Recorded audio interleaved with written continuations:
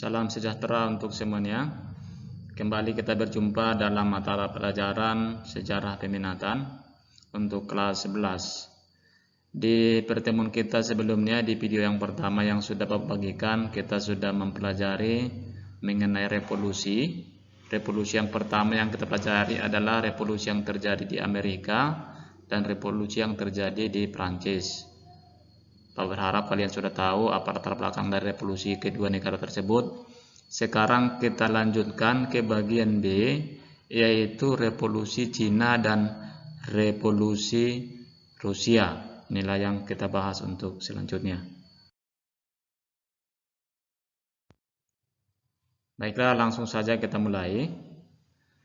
Abad 20 mencatat ada dua revolusi sosialis komunis yang monumental, yaitu revolusi yang terjadi pada tahun 1917 di Rusia dan revolusi yang terjadi pada tahun 1949 di Cina, yang telah mengantarkan Rusia dan Cina menjadi negara komunis di dunia. Sekarang kita bahas yang pertama, yaitu revolusi Cina. Revolusi Cina merupakan gejolak politik di Cina antara tahun 1911 sampai dengan tahun 1949 yang bertujuan untuk menumbangkan sistem pemerintahan dinasti. Berbicara dengan dinasti, masuknya di sini adalah keturunan raja-raja yang memerintah, semuanya berasal dari satu keluarga. Jadi raja itu selalu nanti silih berganti dari satu keluarga yang sama. Nah, untuk itu revolusi ini bertujuan untuk menumbangkan sistem pemerintahan dinasti itu. Dinasti yang ada di sana pada waktu itu adalah bernama dinasti Manchu, yang dianggap sangat sewenang-wenang terhadap rakyatnya.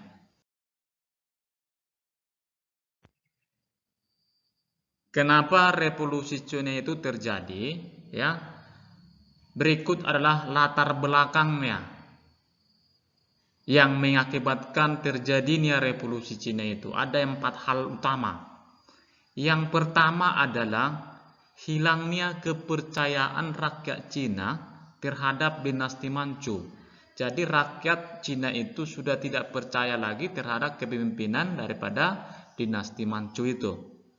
Dan yang kedua adalah adanya korupsi dan pemborosan yang merajalela, terutama di kalangan istana. Jadi para golongan yang ada di istana itu banyak yang korupsi dan pemborosan, sehingga mungkin menyengsarakan masyarakatnya sendiri. Yang ketiga adalah kekalahan Cina dalam perang Cina melawan Jepang yang pertama. Dan yang terakhir adalah munculnya kaum intelektual di Cina, golongan-golongan terpelajar, golongan intelektual seperti Kang Youwei, ada Liang Qichao, dan Dr. Sun Yat-sen. Inilah para intelektual nanti yang mempelopori terjadinya revolusi Cina.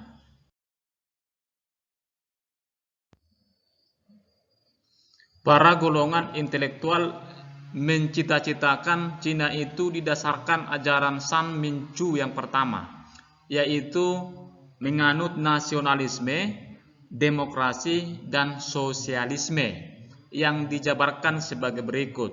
Jadi mereka mengistilahkan nasionalisme itu dengan Min-sen, demokrasi itu dengan Min-chu, dan sosialisme itu dengan Min-seng.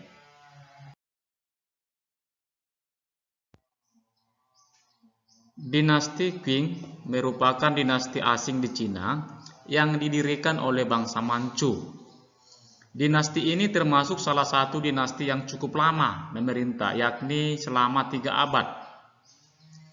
Cina yang telah lama menderita akhirnya bangkit, bersatu dalam rangka gerakan revolusi yang dipimpin pada waktu itu oleh kaum intelektual, termasuk Sun Yat-sen. perjuangan kaum revolusioner ini akhirnya berhasil membuat dinasti Manchu menyerah pada tanggal 12 Februari tahun 1912. Dampak dari berakhirnya dinasti Manchu ini adalah sistem pemerintahan monarki atau dinasti di Cina itu berubah menjadi republik, dan Sun Yat-sen lah yang diangkat menjadi presiden sementara di Cina.